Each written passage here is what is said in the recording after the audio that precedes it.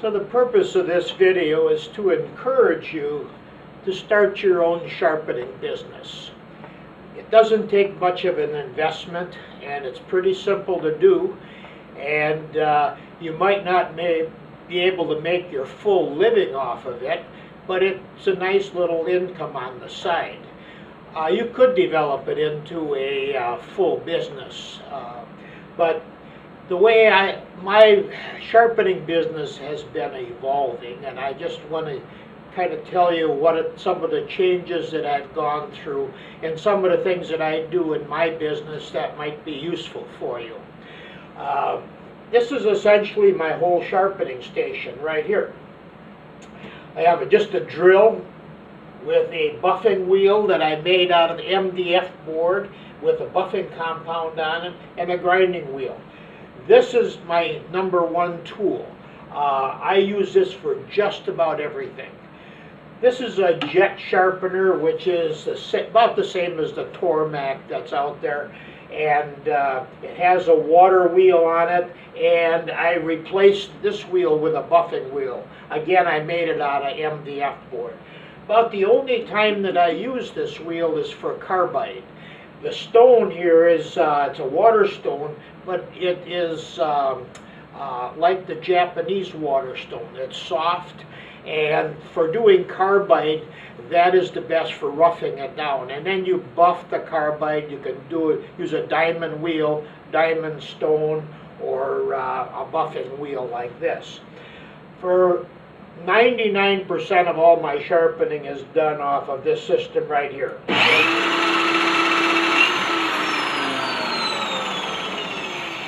This drill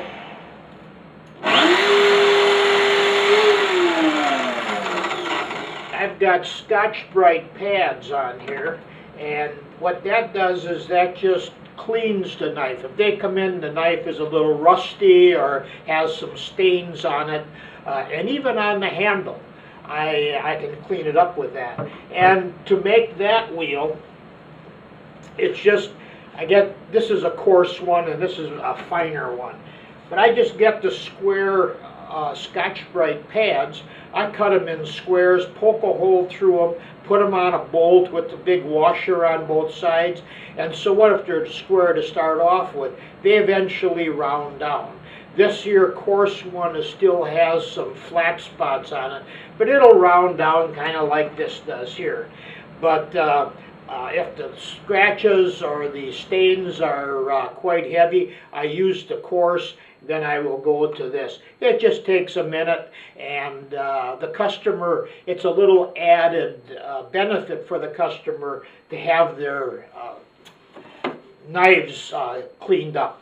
I also sharpen scissors. I'll show you how I do that. But in the process of time, people ask me, well, do you sharpen ice skates? Well, I have never sharpened ice skates before, but I learned how. So what I've got here for ice skates is a, here they are.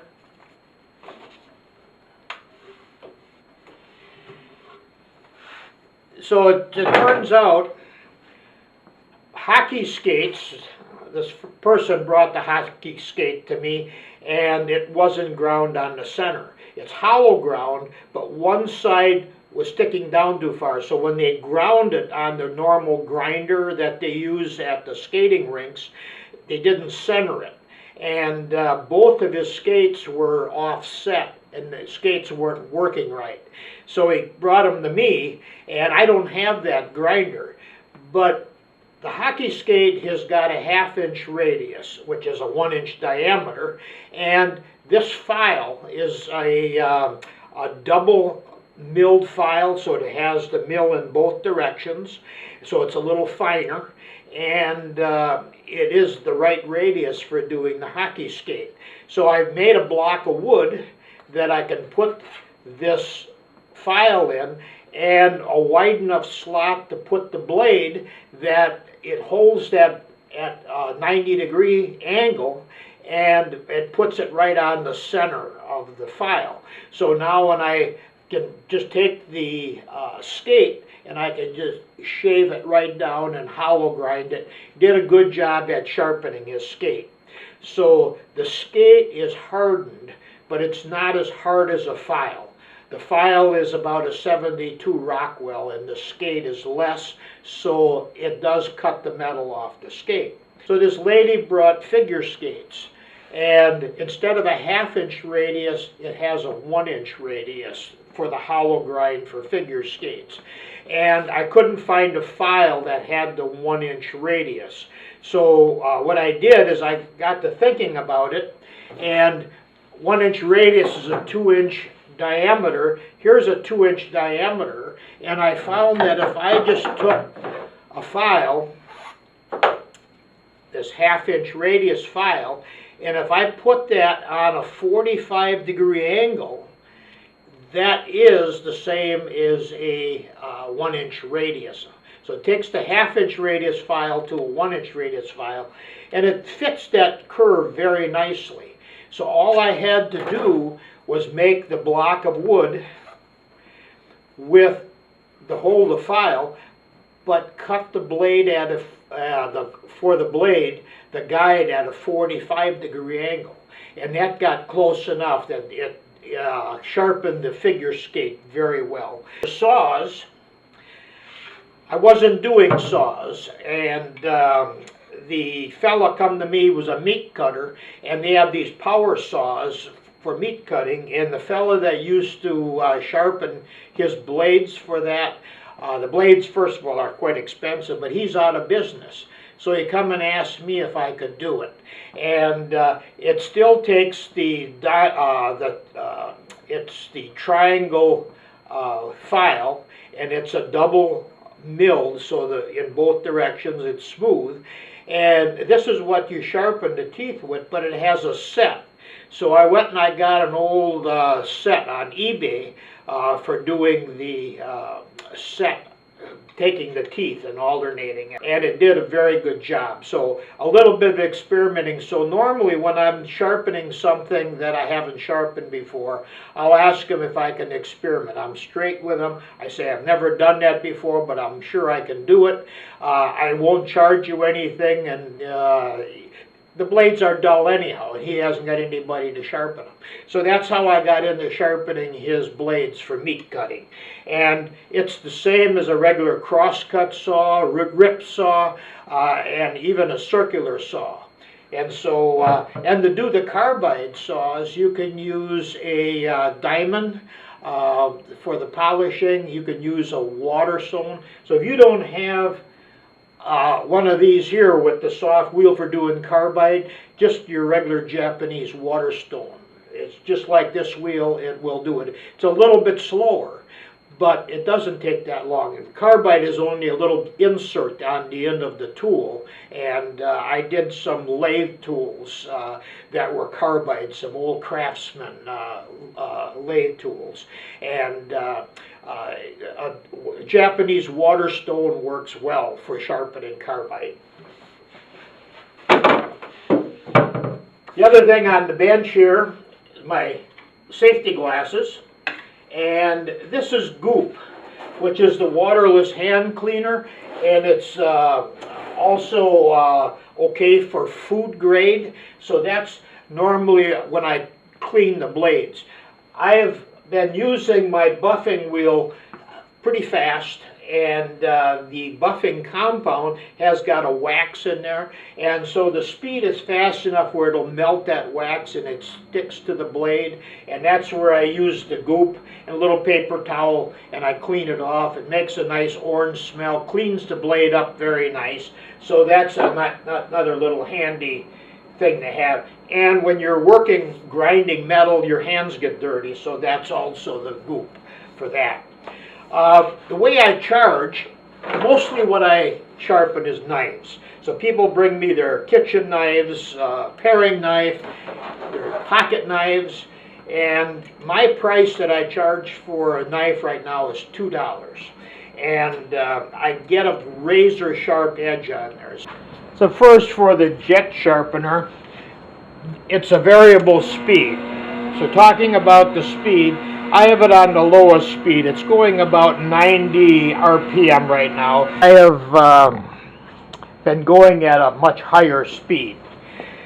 The thing to be concerned about is the heat you're generating, because you don't want to take the hardness out of the blade. So 400 degrees is where you start changing the hardness of the blade. So I try to keep everything under 400 degrees. But the faster that I go on the wheel, the quicker I'm going to get it sharpened. So let's just take this blade here and sharpen it up. The first thing I'm going to do is dull it down.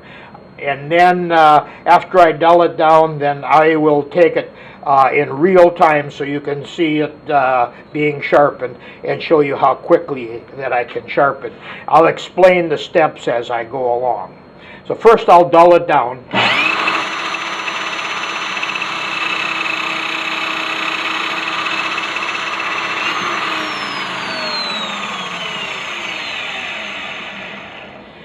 So you saw the sparks coming off. You also see how dull it is. And so what I'm going to do is I'm going to bring up a burr on here. That's what I do with the grinder. I bring the burr up and then I break that burr off before I buff it. So most people, when they come to the grinder, they are running it along this way with the wheel. So you got two variables. You have the angle here, and you have where you're placing it on the wheel. Both of those change the angle.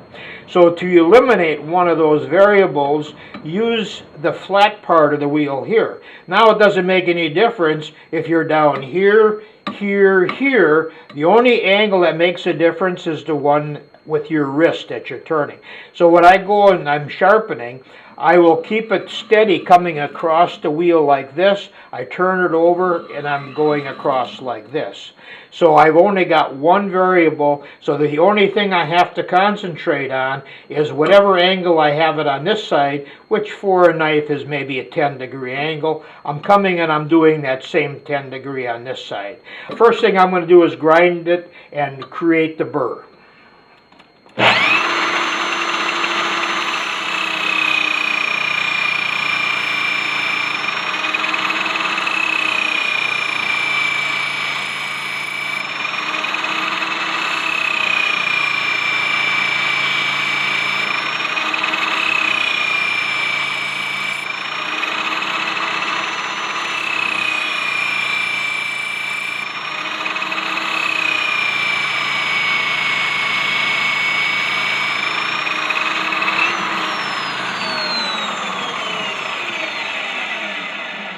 So right now there's a burr, and as with this light, as I'm coming across, I can see the reflection as that edge gets so thin it can't support itself, and the burr gets curled over. So the burr is a hook on one side of that metal, the thin metal that gets bent over. So when you are using like you buy a set of kitchen knives, there's a round file that comes with it for sharpening.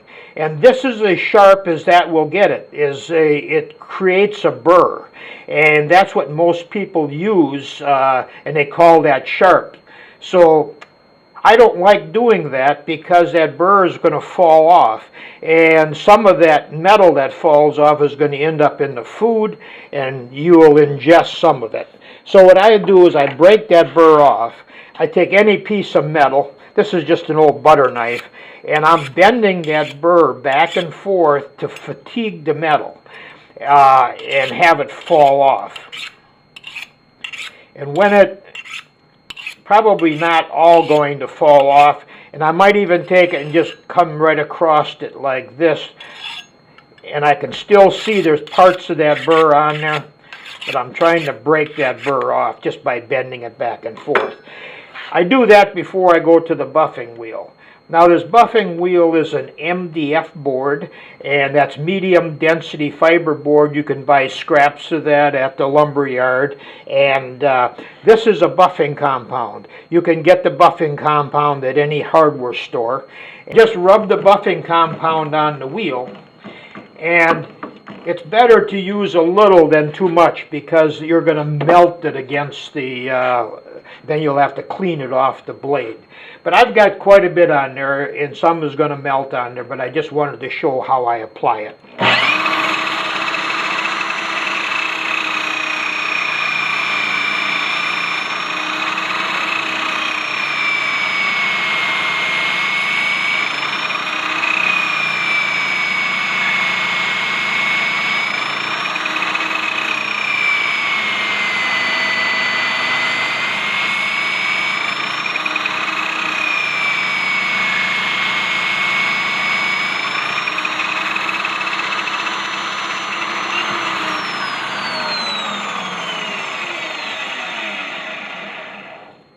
how I test for sharpness is if it catches, if you hold your thumbnail down at a 45-degree angle, and if the knife doesn't slide off, so that knife is catching on it, that's a razor sharp blade. That will shave you.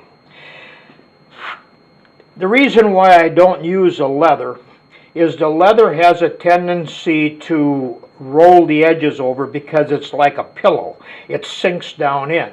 So if you're using a leather buffing wheel, which is okay, for many years I used leather, you have to lower the angle. Where a hard MDF board like this, I can have whatever the angle that I grind it at is the same angle that I buff it at.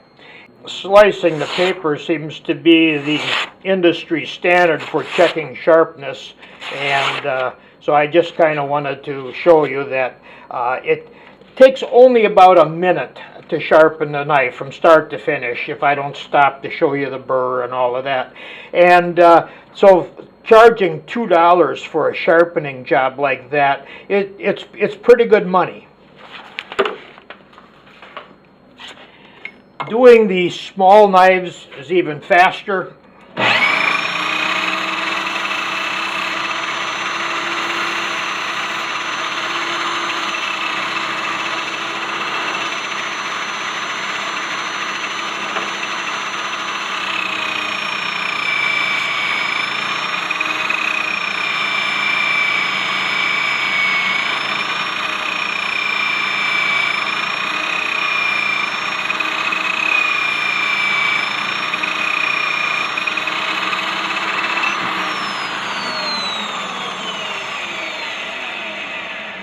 Again, that's razor sharp. Thumbnail at 45 degrees, and just the weight of that knife sitting on that thumbnail, it aggressively grabs the thumbnail, doesn't dig into it, but it doesn't slide off.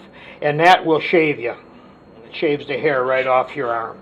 So the breaking the burr off is important, I think, because then you can get that knife really sharp. If you don't break the burr off first here, then you're going to be working a little longer at the wheel because you have to fatigue that metal back and forth, and you can fatigue it back and forth much quicker by doing that way than doing it on the wheel like this. It's just going to take longer to break that burr off. And doing little hand knives is the same. Just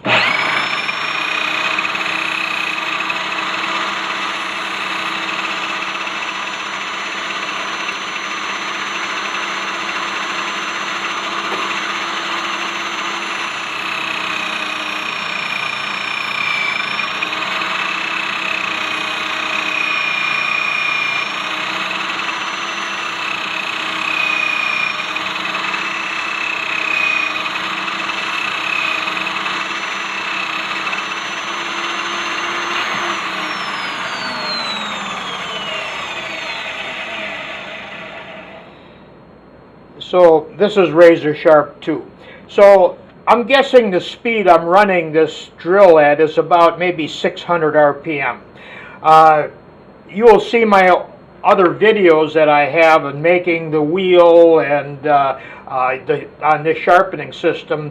I made them several years ago. This is the same, except I just have one rod that mounts them both, so I don't have to keep switching the wheels.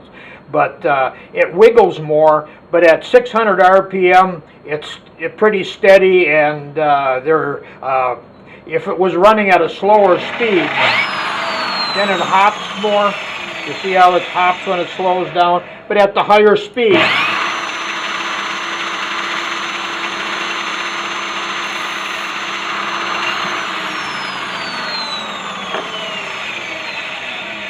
kind of finds its self-balancing position there at the higher speed. And the higher speed you can sharpen quicker also.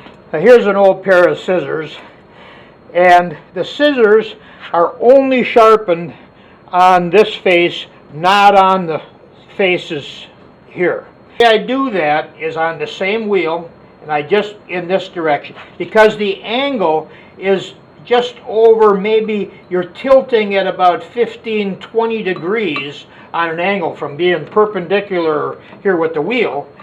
So you're just going to tip it about maybe 15 to 20 degrees. So what I do when I get a scissors, I see what angle that's at, and that's right about here. And then that's the angle that I'll bring the scissors to the wheel.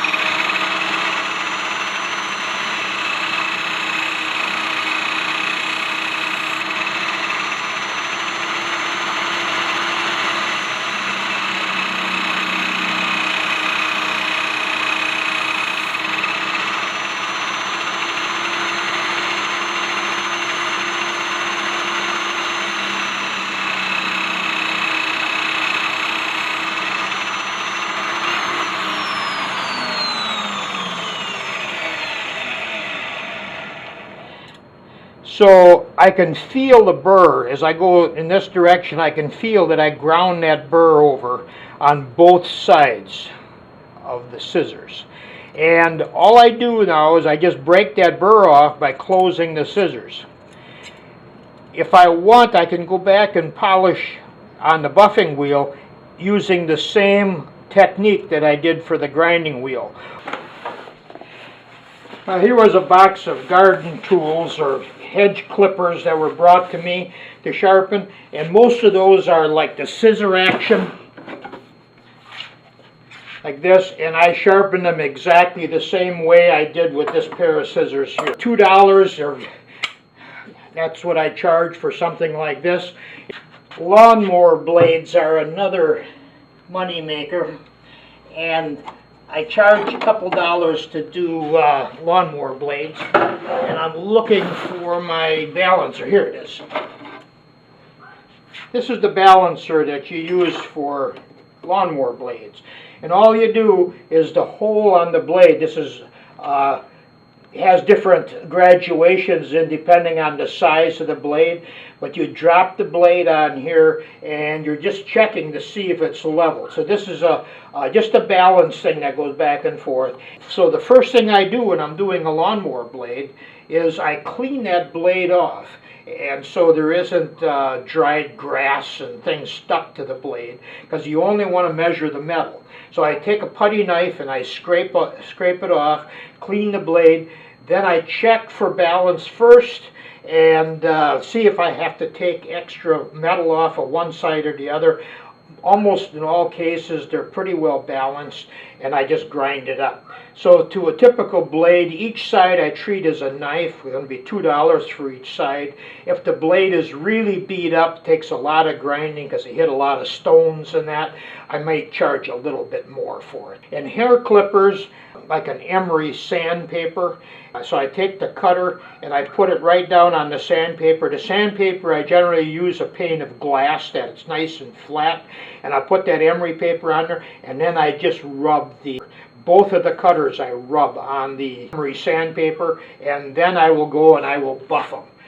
When I buff them on the flat side of the wheel. I don't buff them on the round side of the wheel. The thing we didn't talk about is the direction of the spin, and this is always rotating in this direction. I'm always using the top of the wheel. The chips are always going away from me. When you're grinding, it doesn't make any difference. It'll raise a burr if it's going this direction or that direction. But when you're buffing, if the wheel is coming in this direction and you're coming and buffing like this, it's dangerous. It'll come right back at you. So you want to use the top side of the wheel. You want to have it going away from you, so if something goes wrong and it catches, it's going to go away from you, not towards you. The same with this, for the Scotch-Brite pad. This is the same, always going away from you. Now when you're buying the compound, when you go, you got emery, you got Tripoli, you got buffing compound, and you got Jeweler's Rouge. Emery is the coarsest. Then Tripoli is the next coarse, and the buffing compound, there's a range of them. That's into the medium fine, and then when you get to the Jeweler's Rouge, then there isn't any abrasive in that at all. So Jeweler's Rouge doesn't remove anything, it just polishes. That's normally the way it is. You might find some Jeweler's Rouge that does have some abrasive in, but it shouldn't. The buffing compound, you get the buffing compound for carbon steel or stainless steel. It's got about a 1/2 micron abrasive in it, and that is what I use for all my sharpening. If you're cleaning the blade and you're not using Scotch-Brite, you might use emery. Emery has got a heavy abrasive in it. You use that on your cloth buffing wheels, maybe a sewn wheel or something like that. And Tripoli is your next finest to reduce the size of the scratches, and then for your polish to get down, the scratches are almost going to be gone, would be the buffing compound, and then the jeweler's rouge is what pulls that shine on it. The only thing I use in my shop is the buffing compound. I don't have I've got emery in that and Tripoli, but I don't use those. I go right from the coarse wheel right to the buffing. This is my sign that I use for advertising my sharpening business. I just brought it in. We have a snow day today, and there's nobody going to come. I'm going to clean the sign up, and also my streamers here on the end. I need to put some new ones on. And when the wind blows, it just kind of creates a little bit of movement. Very light to carry. It's very stable in the wind. I push these down into the ground, and that holds it, so it has never tipped over on me, and I get some pretty strong wind out here.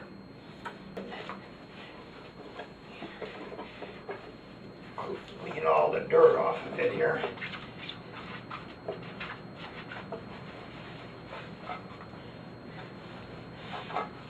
So I carved the letters into the sign and painted it. I did not carve the price into it. I can scrape that price off in case I want to raise the price. So here's the sign out in front of the carving shop. Most of the customers come with their knives in a bag, and they're razor sharp, so you don't want to just put them back in that bag when you're done. So what I do is I make these paper sheaths for them. It doesn't cost much, and it's pretty good advertising. So just a nice sheath where they can put their blades in, and I stamp it with my shop information, my phone number and address on it, my name. And so to make these is very easy. So it is just cardstock. It's 54-pound cardstock is what I use. And so I just fold it like so, 4 folds, fold the end over,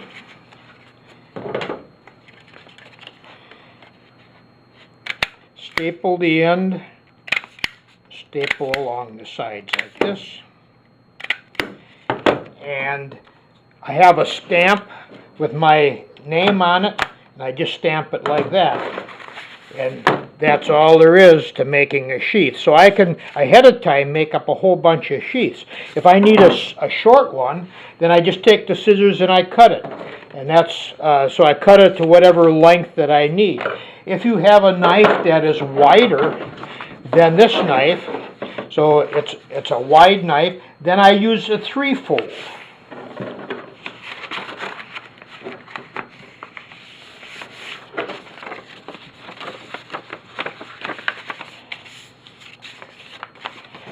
Fold the end over.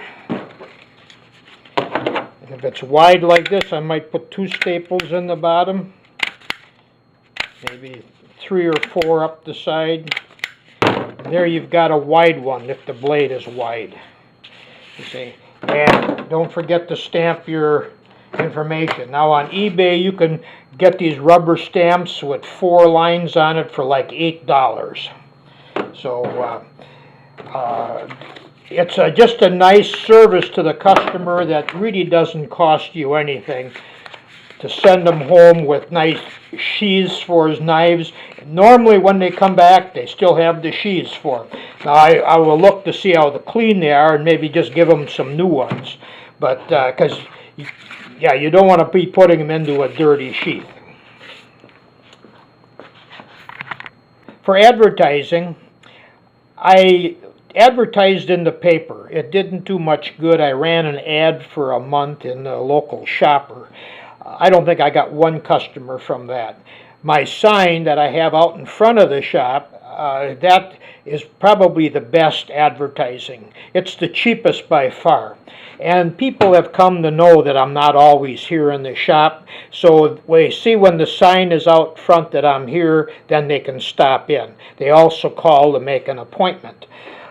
The other thing that's working out very well is the gift certificates. So I'll give them a gift certificate. You know, people come for donations for a charity organization or something, and it's pretty nice to give them a gift certificate. I put the expiration date. I also sign it, and it builds my business because people then they realize what a sharp knife does for them. When they get dull, they bring their knives back for me to sharpen.